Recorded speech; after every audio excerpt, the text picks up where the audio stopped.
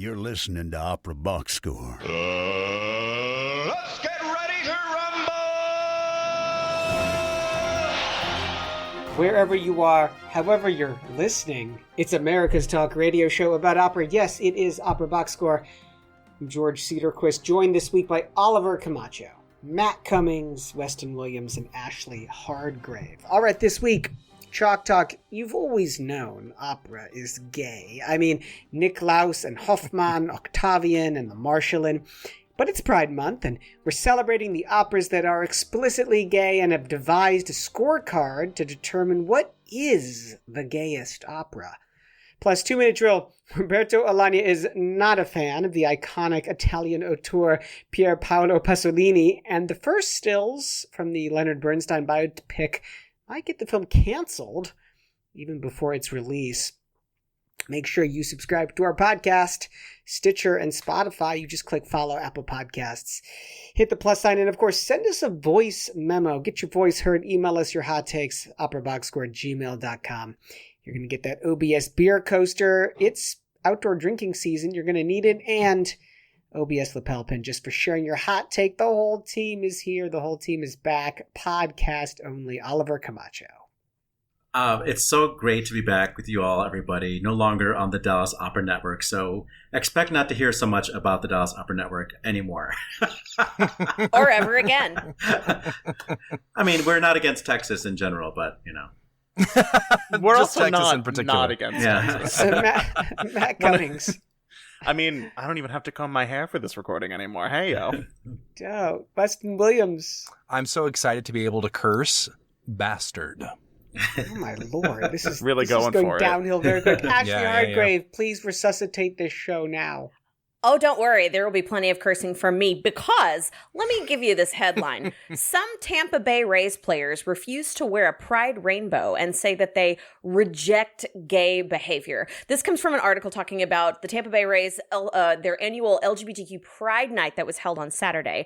Most of the players on the team wore a rainbow on their uniform to signify that folks are welcome in their ballpark. Mm-hmm. But there were a few specific players, and I'd like to make sure they get their moment in the sun. Oh, good. Jason Adam, Jalen Beeks, Brooks Raley, Jeffrey Springs, and Ryan Thompson rejected the rainbow and did not wear it on their jersey when, by the way, they lost to my beloved Chicago White Sox.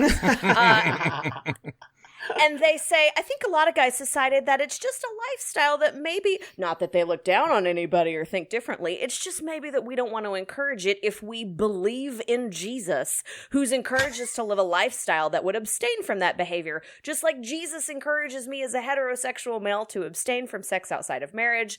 It's no different. It's not judgmental. It's not looking down. I can't keep reading the article because I'm going to set my house on fire. Just real quickly to those 5 players in particular. Well, at least there weren't any logical fallacies there. You may say that your version of Jesus told you not to wear a rainbow icon on your jersey where you throw a ball for money, but my Jesus loves everybody, including all of my gay friends. So kick rocks. What a bunch of bastards. I still cannot believe that Oliver won the OBS basketball game that we did. If you haven't watched that episode, check it out. It's on the website, operaboxscore.com. Look, first of all, kudos to you, Oliver, for winning, but I'm still in shock. Let's talk some opera. Subject to interpretation and analysis, let's crunch the numbers. Happy Pride Month, dear listeners. We are going to crunch the numbers during this episode. If you remember last year, we celebrated opera's queerest moments, which wasn't necessarily an opera about gay pride, but it certainly was pretty gay. This year, we're taking a deep dive right into gayness. And I almost said something very gross here, like we're going to muff dive, but we don't want to hear that. Nope. But you can say it now because Dallas is history. You're going to get... Oh my goodness. Yeah, but you can't say it if you want to keep me on the show. Yeah. Okay. Oh, trade-offs. And we thought we would, well, as you know, opera's always been gay, but maybe in the past, let's say 80 years, 75 years or so, opera has become much more explicitly gay with characters like the Countess Gershwitz and Lulu and every Benjamin Britten opera. True.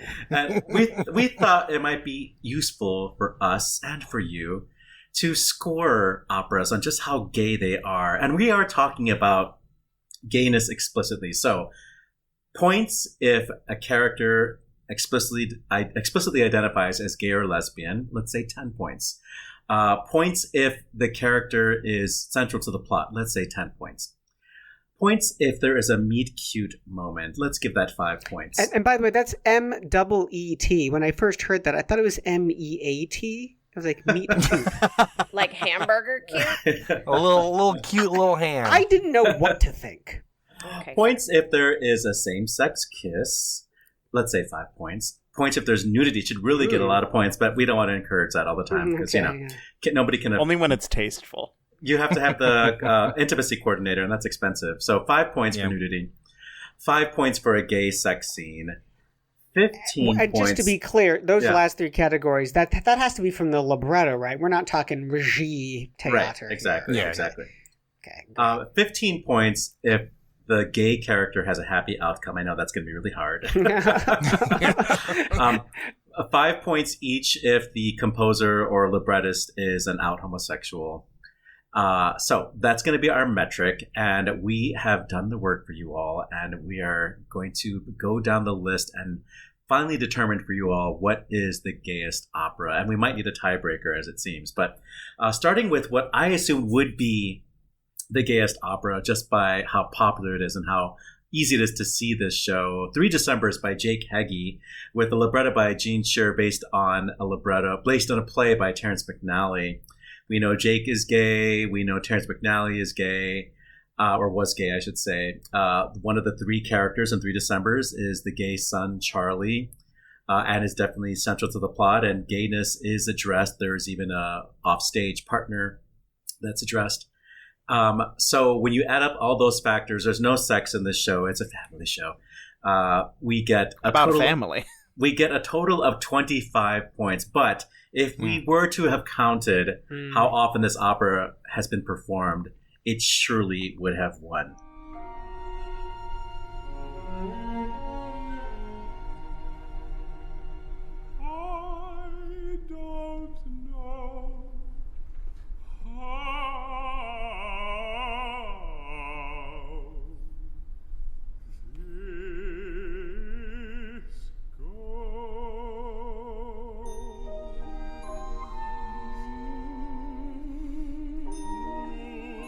So you're talking about the granddaddy of opera gays of them all. You have to be talking about Benjamin Britten. Like, you can't do a game like this without including a Britten I thought you were going to say Handel. Well, little column A, little column B. But so much of Britten operas is about subtext and about what is not said, that if you're looking for probably the most explicit example of gayness in a Britten opera, that would be in his last opera, which is Death in Venice, which features the renowned German novelist Gustav von Aschenbach traveling to Venice and becoming utterly captivated by a Polish adolescent that he sees there. So much so that he dies of cholera because he can't bring himself to leave the city. That is how it works sometimes.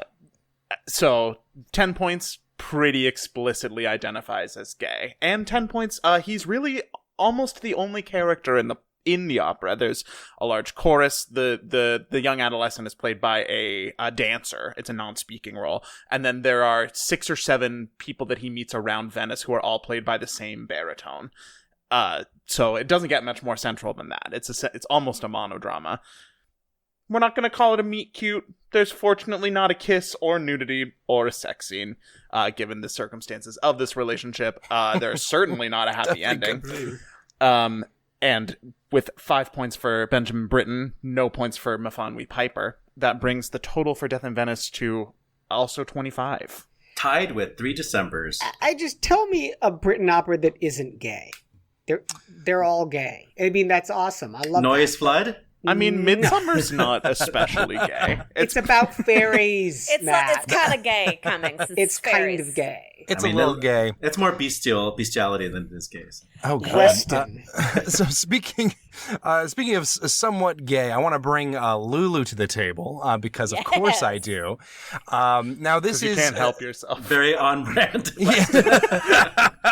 I do think that this is one that I feel like is going to score a little bit lower than some of the ones we're going to talk about, but I think you do have to give it a pass considering it was not just being written near the beginning of the 20th century, but also being actively written during the Nazis coming around in Germany. So I think like any representation coming out of that is genuinely really historic and impressive.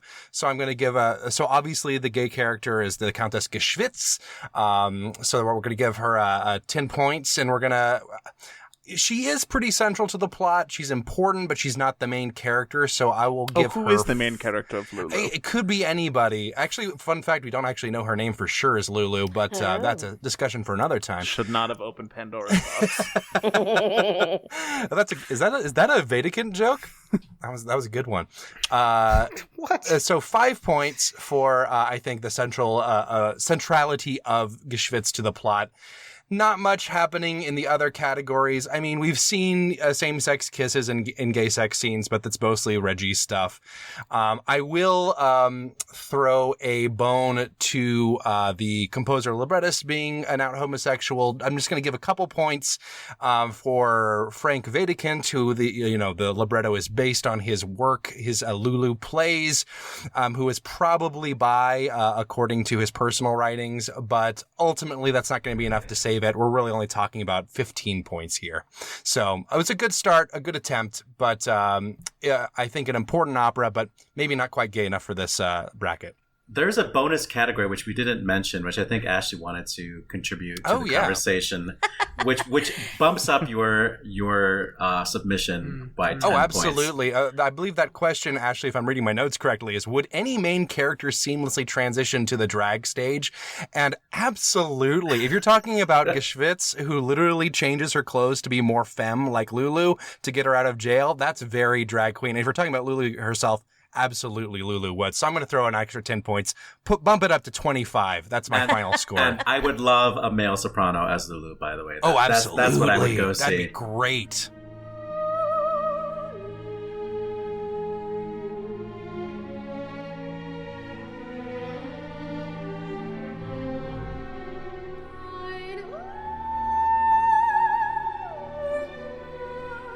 Moving on to an opera we've been talking about a lot lately. That opera is none other but Fire Shot Up in My Bones by Terence Blanchard, which is based on the memoirs of Charles Blow, who is an out bisexual man, but actually it's not made explicit in the libretto. There's a lot about his questioning, there's a lot about his journey, there's the whole nightmare dance sequence of shirtless men swirling around him when he's pledging the fraternity. I am going to still say that he should get the points for that, just given that it's based on a real person who we do know is bisexual and is very... Count it. We're getting it. We're getting it. Count it. Definitely count it. As the central character of the titular bones in which the fire is shut up, 10 points for young Charles Baby. But there is there's no man-on-man action in this opera. No meet cute, no same-sex kiss, no Tragic. nudity, no gay sex scene. But sorry, Oliver. Unlike most of these other operas, spoiler alert, there is a relatively happy outcome for the gay character, which will bring the total for Fire Shot Up on My Bones to 35, currently in the lead. Leader. There you go. Leader.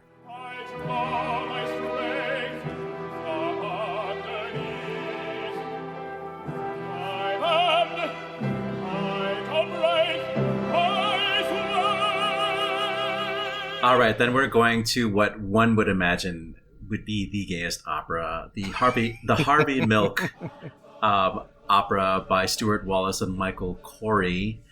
Clearly gay character central to the plot that is explicitly out homosexual. Two central gay characters. Yes, there is sex. Yes, there is kissing on stage. But that's about where the tally ends. This opera ended with only 40 points on our scorecard. I mean, I imagine you could make Harvey Milk a drag character, but that's not necessary. But I will say this, that Opera Theater St. Louis... What about Diane Feinstein? is remounting this show. It sort of has had a weird history.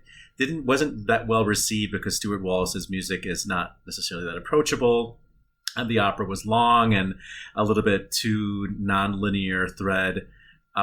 So they have revamped it, and the second version was supposed to premiere right around the pandemic, but then the pandemic happened, and the new version of the show finally will receive its re-premiere this summer at our friends at the show Opera Theater St. Louis. So who knows if this is going to climb up the ranks of one of the most popular gay-themed shows. I hope so. I hope so, too, but I hope it doesn't climb as high as my next selection here, which is Lessons in Love and Violence. And if you know me, you know I love me some George Benjamin. I thought you were going to say you love yourself some Love and Violence. Love and Violence. I mean, I do listen to a lot of Wozzeck. So essentially, this, if you don't know the opera, it's basically a sort of a fictionalized retelling about King. Oh God, which king is it? King Edward II. And his lover. I had to look that one up. I can't remember the kings to save my life. Where's George to help me when you need him? I think that he gets 10 points right off the gate by they identify literally in the first line. They out the king as gay and being in love with a man, Gaveston, which is kind of great. Obviously, Gaveston and the king are very central to the plot. There is not a meet cute. These people do not have meet cutes. This is a very acerbic libretto. There is a same-sex kiss that I could find. I've not actually, I've only listened to it. I've never seen it, so I don't know for a fact if there's nudity. I wouldn't be surprised, but I can't give it points for that. Same with the gay sex scene. Wouldn't be surprised. Can't prove it. There is not a happy outcome for anybody in this opera, which should come as no surprise. But I do want to give a few points to George Benjamin himself, who is, of course, an out gay man. And would any character transition to the drag stage? Yeah, he'd be a literal drag queen, very literally. So that's an extra 10 points there. Oh, there it is. Yeah, you see what I did there? So that's a 45 points for Lessons in Love and Violence. How can I love a man who calls love a prison?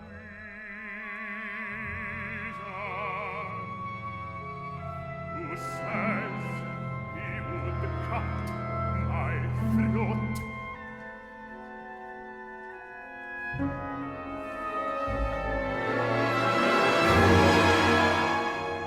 So speaking of non-happy endings, we're going to now go to Brokeback Mountain.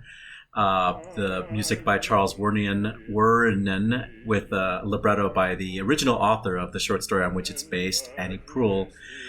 This is an opera about the closet, so they get no points for identifying explicitly as gay, but there are two gay characters or two homosexual characters, and there's definitely meet cutes, there's definitely sex and nudity and everything you would ever want as a gay man to see on the stage. All the good stuff.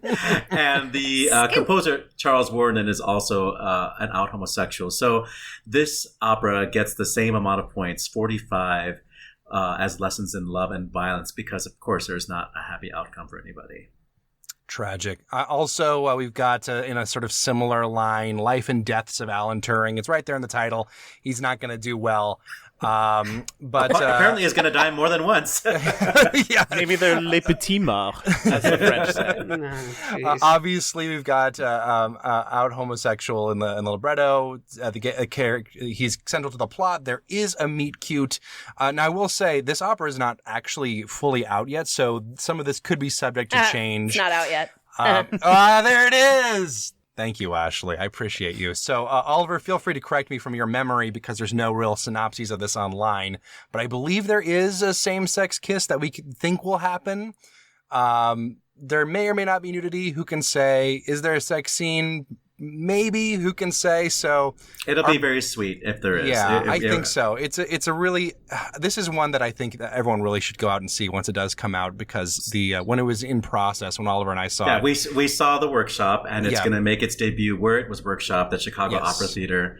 And can you give us the name of the composer and librettist? If you can look. I believe the composer, if I wrote it down, I believe it's Justine Chen, isn't it? Yes. And the librettist is Oh my God, my notes are just everywhere. That's totally fine. While you're figuring that out, it is going to premiere this upcoming season at Chicago Opera Theater, and it was very sweet and very lyrical. I think, and also very creative use of the chorus. I think it has a chance of being in the standard repertoire, and I cannot wait for it to come around again.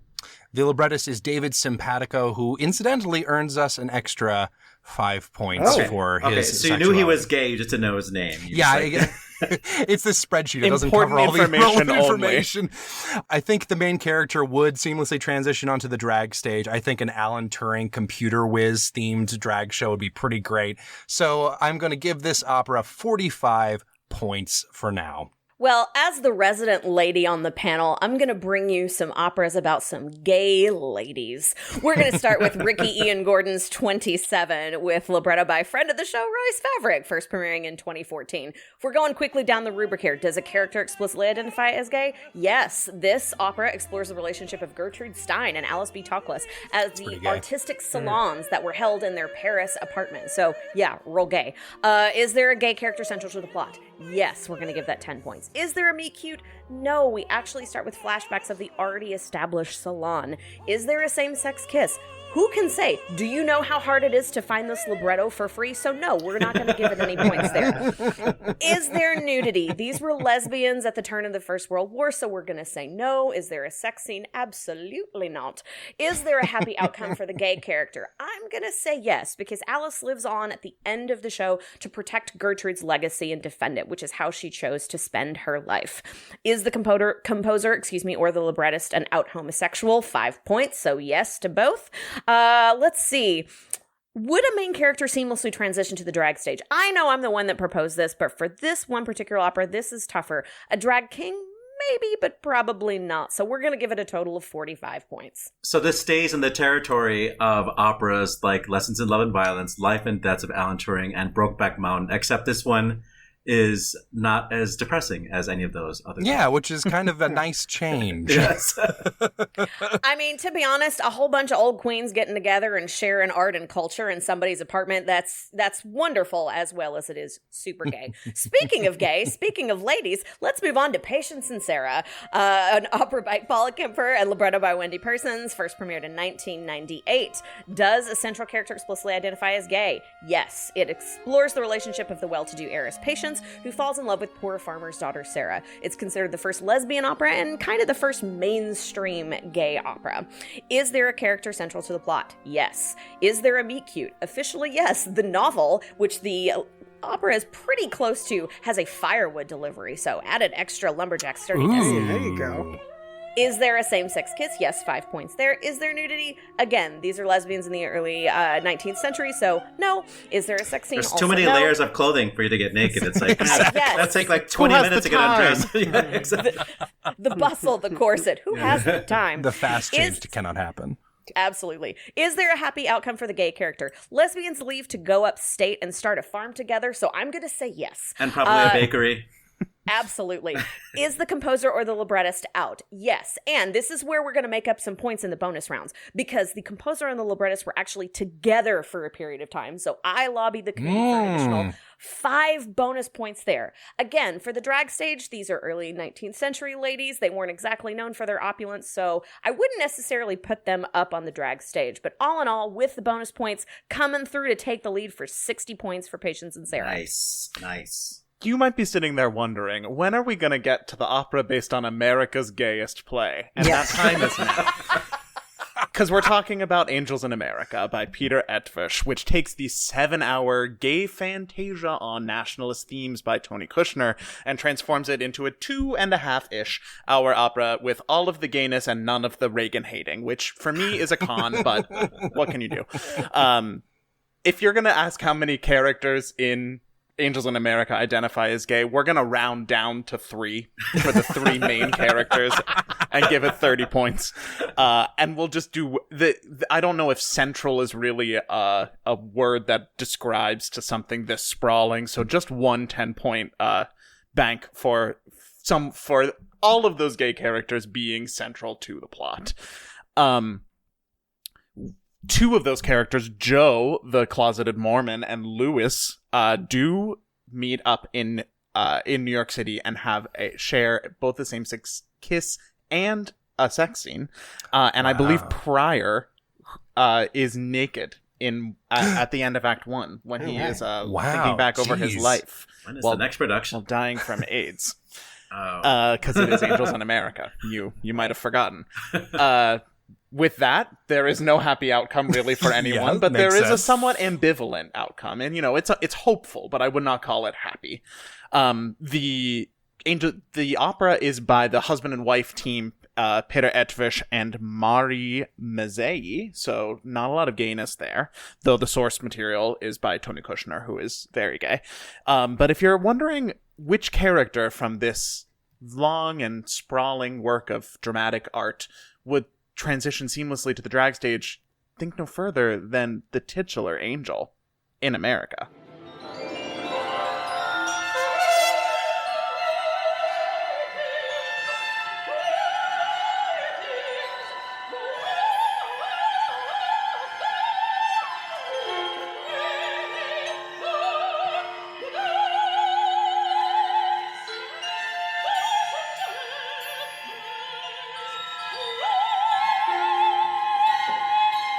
So that's the new leader, 65 points, Angels in America. Wow. Not for long. Not for long. If you thought that was as gay as it was going to get, hold on to your butts. Here comes Hadrian. It is an opera by Rufus Wainwright. Do I need to say anything else? I mean, an opera by Rufus Wainwright. So Hadrian, like I said, is Wainwright's second opera after his not as successful Prima Donna. The libretto is by Daniel McIver, first premiered in 2018 with the Canadian Opera Company.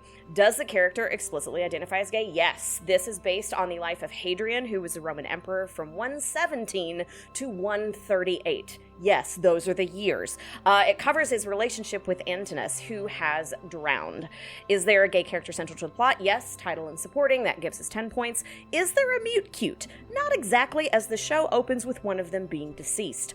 Is there a same-sex kiss? I'm actually going to say yes, as the entire opening of Act 3 is a love scene, complete with the sexual relations between them.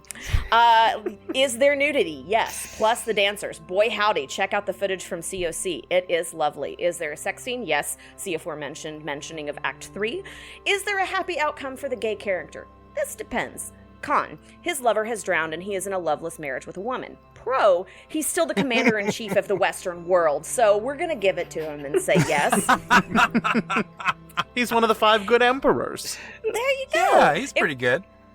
Is the composer or librettist out? Yes to both. Would any main characters... he should really get extra points. For being Rufus Wainwright. Yes. Secretly 45. I really didn't lobby hard enough.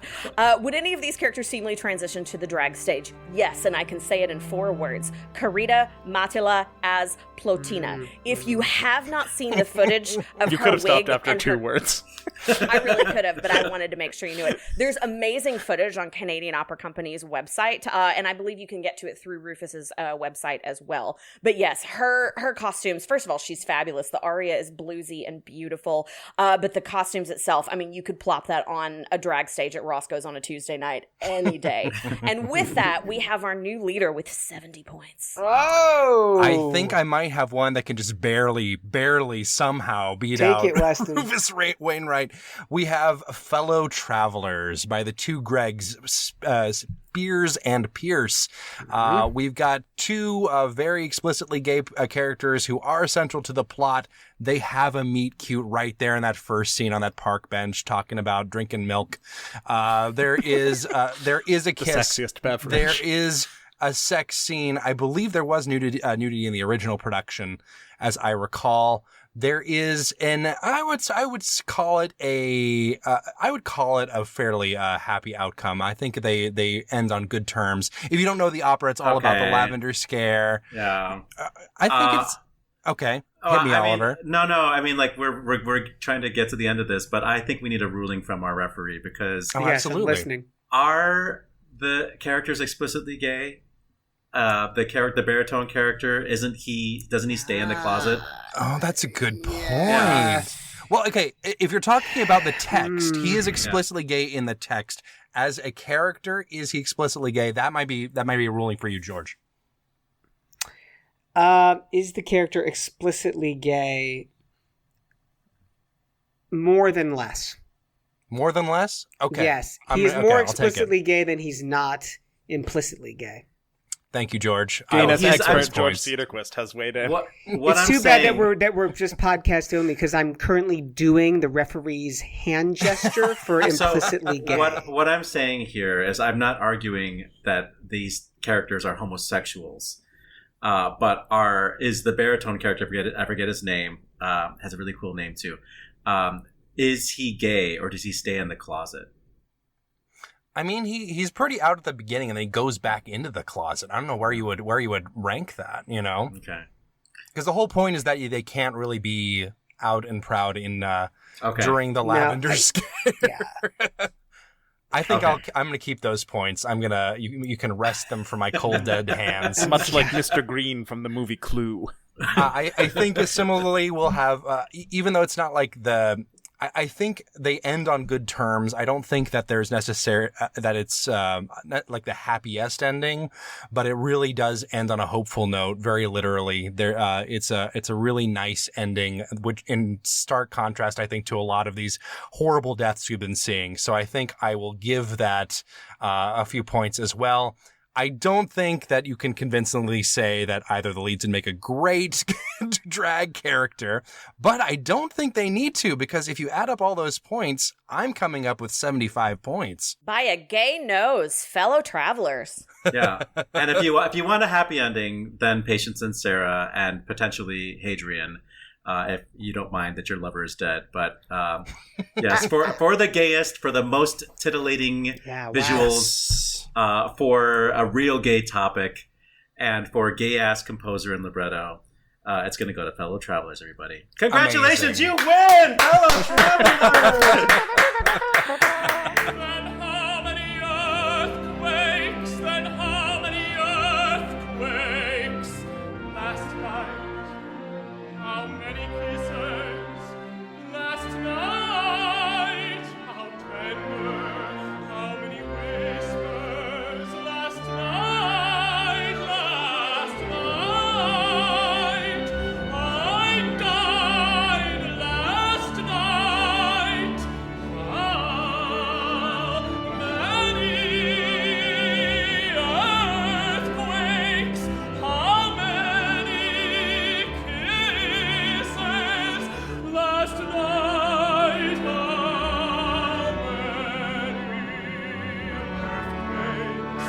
how many kisses? Last night, how many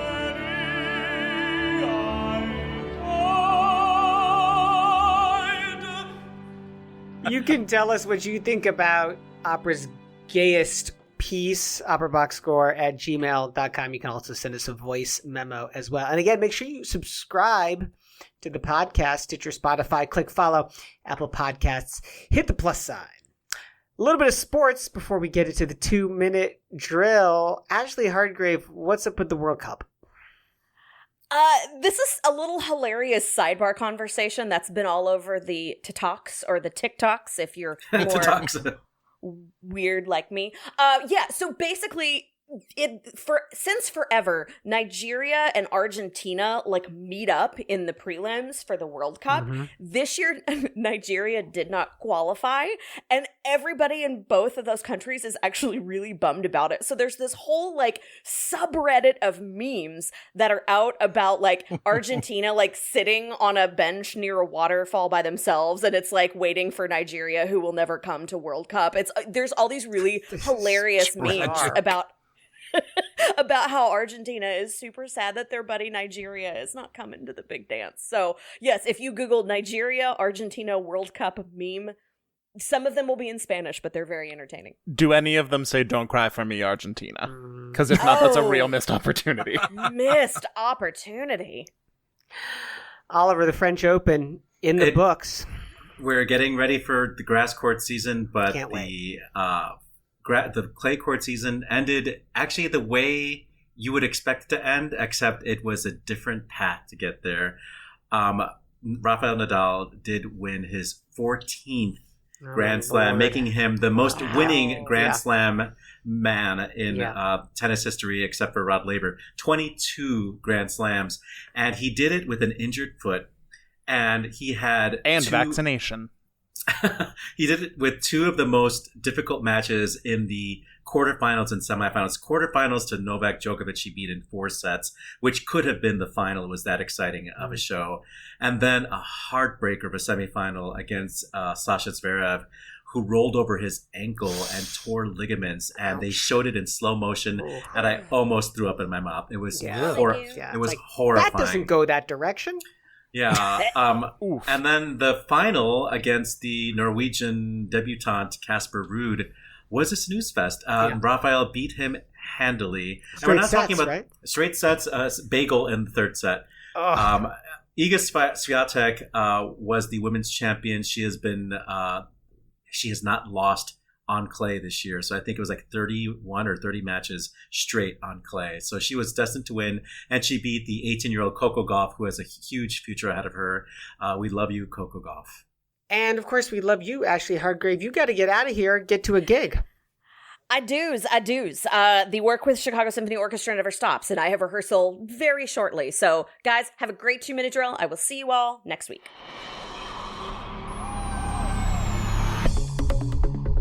This just in. The 2-minute drill. All right, listen up. Here's everything you need to know about what happened in Operaland this week. Opera in Kyiv is back. The city's opera house reopened with a performance of Barber of Seville, even as fighting continues in the eastern part of the country. Performances at the house are open to small audiences on weekend afternoons only to facilitate rapid evacuation in case of an air raid.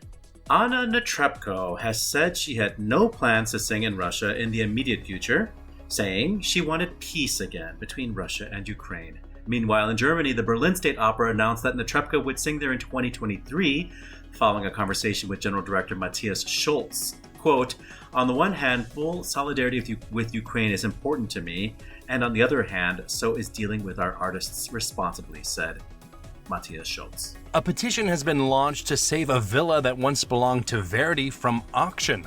The house had been used as a museum for years while an ownership dispute raged between Verdi's descendants. It seems like a few thousand Italians would like to keep it that way. Last month, a group of migrants performed an opera in Tijuana, Mexico, dramatizing their own experiences trying to reach the United States. Virtual reality Baroque opera tells the story of a 15-year-old and her mother fleeing gang violence in Guatemala, only to be sent to Mexico by U.S. authorities to await their asylum proceedings. Quote, "This opera has been a total change in my life," said actor Carla Patricia. "It's something that has touched me in my heart, and I'm very happy dancing." Famously low-drama tenor Roberto Alagna has offered an explanation for his high-profile withdrawal from the Gran Teatro del Liceu's upcoming production of Tosca, Artistic Differences with the Director. Alagna claims he learned from the company's season announcement that the production had been changed to Rafael Villalobos' controversial 2021 staging based on the film Salo, or the 120 Days of Sodom, which Alagna reportedly found so obscene that he threw in the trash. As audiences are astounded to see Bradley Cooper as a doppelganger for Leonard Bernstein in the upcoming Netflix biopic, angry social media users have pointed out part of Cooper's transformation involved a prosthetic nose, something that many found to be anti-Semitic, especially since Bradley Cooper is not Jewish. Germany has bumped up its culture budget by 2.3 billion euros, a 7% increase over last year's budget, with over 5 million euros specifically earmarked each for measures against right-wing extremism and racism, addressing the ongoing effects of colonialism in the global south, and adopting more climate-conscious business practices, said Cultural Minister Claudia Roth. With the budget, the members of the Bundestag are specifically strengthening the arts, culture, and media in the face of the unprecedented crises of our time. Hey, can we get some of that energy over here in the US of A, please? In trade news, following a unanimous vote, Cecilia Bartoli has been named the new president of Europa Nostra. Headquartered at The Hague, the EN is Europe's cultural lobby tasked with preserving European heritage. Bartoli will accept the president title from outgoing Europa Nostra president Placido Domingo. Glimmerglass Opera has chosen Robert Ainsley to succeed Francesca Zambello as the company's artistic director. Ainsley's the head of the Fritz Young Artists Program and the American Opera Initiative at Washington National Opera, where Zambello is his boss. Ainsley aims to, quote, make this an art form for everyone, telling everyone's story and trying to ensure everyone has agency in how those stories are told. Cheska finishes her 11-year run at Glimmerglass this summer. Exit stage right, English mezzo-soprano Anne Howells has died at 81. Her career as one of the opera world's greatest comedians spanned 3 decades. After she retired from the stage, Howells was a sought-after teacher at the Royal Academy of Music. And on this day, June 6th in 1869, Siegfried Wagner was born to Richard and Cosima Wagner. In 1915, American composer Vincent Pereschetti was born in Philadelphia. 1921 saw the first performance of Paul Hindemith's one-act opera Mörder Hoffnung der Frauen, or Murder Hope of Women. In 1924, it was the first performance of Erwartung, a monodrama by Arnold Schoenberg, one of Weston's favorites. A bop, yes. In 1928, the Egyptian Helen premiered in Dresden. That's by Richard Strauss, of course. And in 1939, we celebrate the birth of Spanish tenor Giacomo Aragal. That's your 2-minute drill.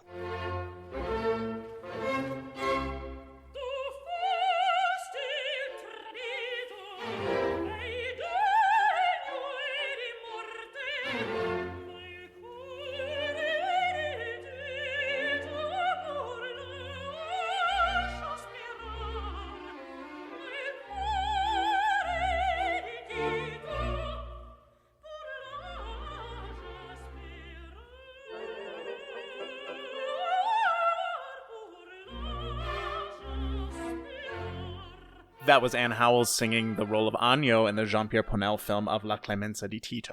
Famously hilarious role. You sing one duet, you sing one aria, you go home happy. What do you say? No, you get 2 arias. There's 2 arias. That's right. right. Yeah. That's right. One in each act. They're actually awkwardly high, so Agno is a hard role to cast, I'm going to say. Apparently another popular film is Salo, or the 120 Days of Sodom. I mean, who doesn't want to watch that about the collaborating regime in Italy with lots and lots and lots of debauchery? Yes. Well, apparently Roberto Bolaño doesn't want to watch it. He doesn't And he doesn't want Alexander Korsak to watch it either. Neither of them are allowed to be in this did production. Did he throw the DVD in the trash, or did he throw up in the trash? He threw the DVD in the trash, is what is allegedly what he said. Okay, let's make this really clear. First of all, artistic references with the director is the most hackneyed excuse used this business. He's claiming that Lissu did a little bait switch and told them that they were going to do their old production, and then in their new season announcement, it turns out that they're doing this controversial new one by Villalobos. No. Even the most inept artistic George. directors would pull that trick. George, are you trying to say that Roberto Bolaño is not a good faith actor in terms of contract negotiations? I want to talk about how we throw things in the trash in protest in the 21st century. Like, if you get like a gift card, and you get the code, do you like take the code and scratch it out? Like, how do you, in the digital era, like, how do you discard something in a way that shows your protest? You block. I think you block it, right? Blocking is the way to go, and then you post a little screenshot to show they've been blocked. Yeah. For everyone else, you're talking about our generation now, okay. Oliver. So okay. we got you covered. Pasolini, you're blocked. Send a voice memo or email us your hot takes at operaboxscore@gmail.com. George is on top of all of the mailings. You'll get a beer coaster and an OBS lapel pin just what a deal. for sharing your own hot take. And it'll cost less than Germany's new arts budget. That's crazy. Oh God, I think honestly it's great. I think I like that they earmarked a lot of this stuff specifically for talking about the effects of colonialism, climate change initiatives in the arts and culture. It's so strange to me coming from America, where you just kind of fight over whatever pittance you can get to put on an opera or any other artistic thing, really. But the fact that this is like, such a huge increase right after, I say after, in this stage of the pandemic too, is just really kind of extraordinary to me, and I wish certain places like the US Yeah. would do this too. That's the important stat, right? 5 million euros for each of these measures is awesome. How far will that take them? We don't really know. But to increase a budget by 7%, to increase a Yeah. budget by 1% at that level is phenomenal. Unless it's the American military budget. Yeah. I also think that this is a really interesting petition here to save the villa that once belonged to Joe Green in Italy, who you might have heard of. This is not Casa Verde. This is something else, right? No, this is not It's the Casa Villa. Verde. It's the Villa Verdi, Okay. This And is the it's- Villa Verdi. and it's this petition. Thankfully, starts with an open letter, or nothing would get done. I full disclosure, I did sign this letter, even though I feel like it's probably a Wait, done you deal. actually signed that letter? Oh, it's like a change.org petition. It's great. There you can see how many people have signed. You can like distribute it to all your Facebook friends. Did you share your bank details at the same Yeah, time? absolutely, I did. Okay. It's okay. My identity's already been stolen so many times; it doesn't matter at this point. And you forward it to your 17 closest friends, so that the Nigerian prince living in the Villa Verdi can get his The fortune Nigerian back. prince Giuseppe Verdi. They just want the money so they can play Argentina. Well, basically, the whole dispute over this villa is really complicated, and I don't fully understand it because I don't understand Italian law. But essentially, a lot of the descendants, basically, this was sort of the compromise they reached, was to just auction off the villa somewhere. Because they couldn't figure out who owned it, and they're gonna like split the profits or something. I'm not entirely sure. A real Solomon splitting the baby. Yeah, kind of a situation exactly. here. And but it turns out that the Italian public and people like me who gave out their bank account numbers to change.org really do think that maybe something of that significance probably should belong to the Ministry of Culture in Italy and made into a museum permanently. Because who knows what kind of person is just going to snap it up and just, turn it into another, vacation home in southern Italy somewhere.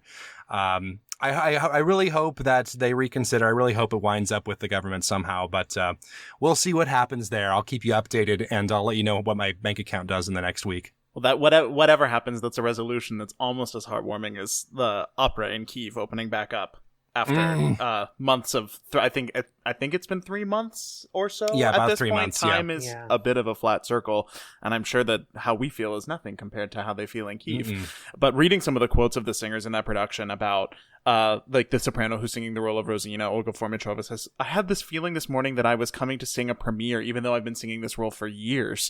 I feel like I'm coming out onto the stage again, which I know so well for the first time, just like returning to an old life that has been unimaginable for weeks at this point. Yeah, and they're still in a state of war. I mean, it's the reason they are able to open at all is because of the limited attendance and the fact that most of the fighting seems to be relegated to the eastern part of the country, at least for the moment. And it really is interesting. I believe that they started with Barbara of Seville. The next opera they're going to do is a Ukrainian opera, and they're going to sort of alternate like that and try to sort of reclaim some of their culture in defiance of what's going on over there. It's really fascinating. I hope the war ends at some point relatively soon, but we'll see what happens there. But I think in the meantime, I think there's a really inspiring sort of act of defiance against what's going on during the invasion. So I was really inspired to read this story. Before we wrap it up, I'd love to point out the contrast in the trade news between how everybody categorically loves Cecilia Bartoli as an artist, as a leader, as an administrator. And then we find ourselves like continuing to be disentangled with Placido Domingo. You can't escape him. He's everywhere. Yeah. And The like Phantom of Squid. the Opera. I mean, no shade on Francesca Zambello, but they are closely tied. And the Cuthbert's Young Artist Program, we know what name is missing from that Young Artist Program, and we know affiliations with Washington, and so it's just like it's like 1 degree of separation, Yeah, it's also a good reminder to like not.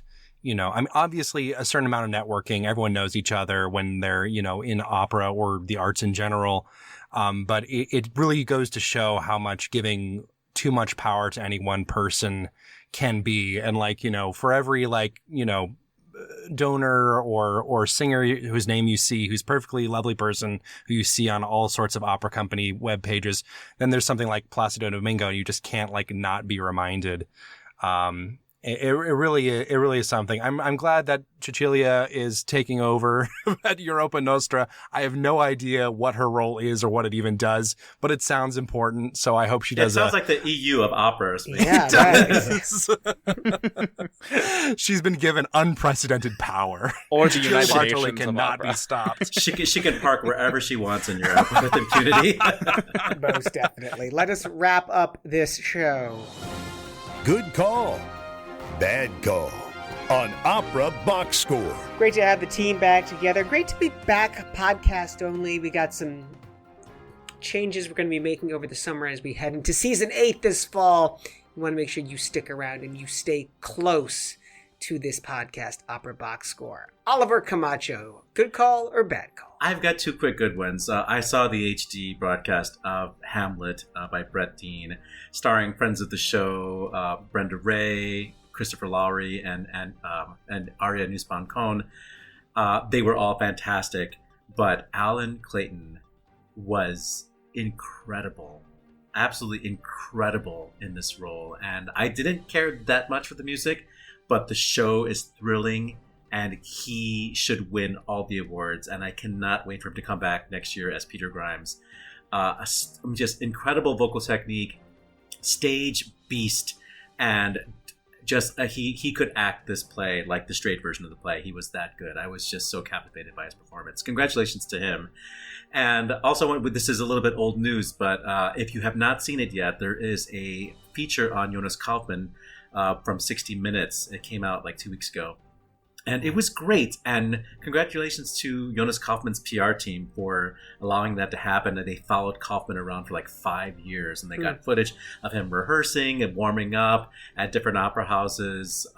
He looked great. He sounded incredible. And he's a great ambassador for opera, for people who watch 60 Minutes, which are like, old people. Most of them are probably opera fans already. I'm dying to know, though, is there any footage of him recording the Christmas album? There wasn't. Darn it. It's garbage. I don't Throw it in want the a lot trash for like Roberto Christmas. Alagna. Would that be a good call or a bad call, Matt? Depends on your notes on camp. But your actual bad call, Matt. I do have a bad call, and it's going to the Guinness Book of World Records for kicking off yet another round of Is This Child an Opera Singer discourse. Which singers, brace yourselves, because the clips are coming. They will be sent to you by text, via your Facebook feed. Every well-meaning person who's ever heard you sing in your life will be sending you this and wanting to know what you think. And really, what I think is that it's too bad that this young girl is getting... and this is about Victory Brinker, who had 10 years old. A viral video of her singing Queen of the Night was going around a couple weeks ago. What did I say about time? And this discourse always just conflates the opera singing with any kind of classical technique at all, and it puts impossible expectations on these children who have to get trotted out in all these dog and pony shows and get all the media attention that can really make the feelings of singing complicated, as you've heard, as we've heard from people who have been through the cycle before, like Charlotte Church is one who comes to mind. Like, it just is a really toxic whirl of publicity that does neither the child nor the art form of opera any favors at all. So thanks, Guinness, for that. Weston Williams. I've got a good call. The New York Times had us an exclusive story, which is actually just a real estate advertisement in disguise, because it is about Anthony Roth Costanzo, friend of the show, famed countertenor, selling his first home, his one-bedroom co-op in New York, for $965,000, which, oh boy, that's a chunk of change, but it is New York, I suppose. So if you have $965,000 and are a fan of Anthony Roth Costanzo, this might be your one and only chance to really accomplish something with those two very strange coinciding things about yourself. Thank you, New York Times, for telling me all about how nice Anthony Costanzo's house is. How the other half lives. Okay, look, my son is not a Pennsylvania girl who's 10 years old doing opera, but he was in the middle school musical last weekend when he played Jack in Into the Woods Jr., and he did a phenomenal job. I'm super proud of him. That's it for this week's edition of America's Talk Radio Show about opera. Our announcer is Norm Waddell. He's at normwaddell.com. Again, make sure you subscribe to the podcast, Stitcher and Spotify. You're going to click follow. And if you listen on Apple Podcasts, just hit the plus sign. Send us a voice memo. Email us your hot takes, operaboxscore@gmail.com. You're going to get that OBS beer coaster and an OBS lapel pin just for sharing your own hot take. Our creative consultant is Oliver Camacho. Our audio editor is Weston Williams. For your co-hosts, Matt Cummings and Ashley Hardgrave, I'm George Cedarquist, asking you to continue the conversation about opera while you fact-check which composers are gay and which operas have the best nudity. We're back with an all-new show next week, plus you get more opera headlines, more hot takes, and more happy endings for the gay characters. Join us.